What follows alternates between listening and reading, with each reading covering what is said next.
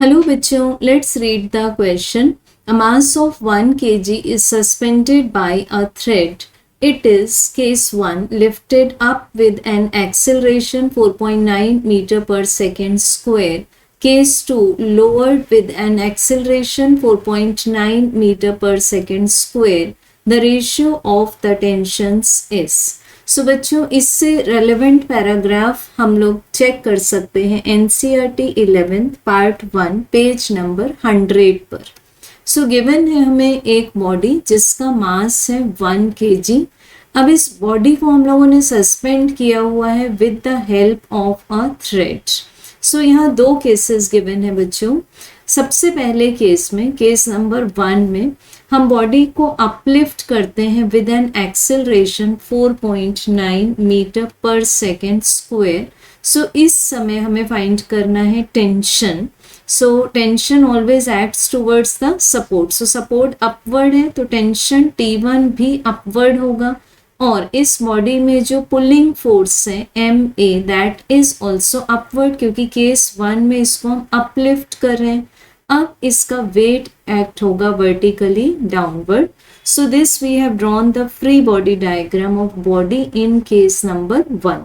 सो यहाँ हम इक्वेशंस लगाएंगे न्यूटन सेकेंड लॉ के। तो we get MA equals to T1 minus mg। So T1 equals to m common A plus G।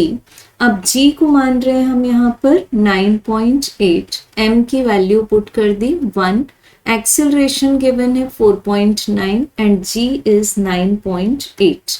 सो यहाँ से हमें टेंशन T1 का आंसर मिल जाता है 14.7 न्यूटन। सो इसको ले लेंगे इक्वेशन नंबर 1।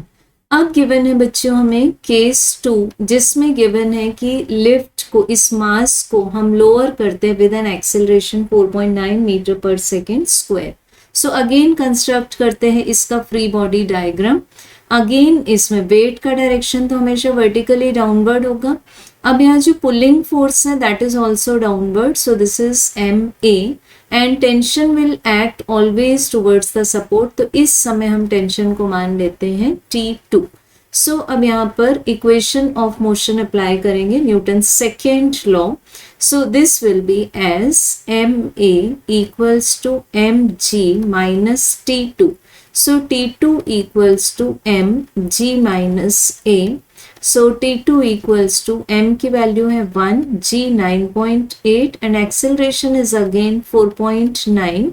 तो हमें टेंशन in this case मिल जाएगा 4.9 Newton. This is equation number 2।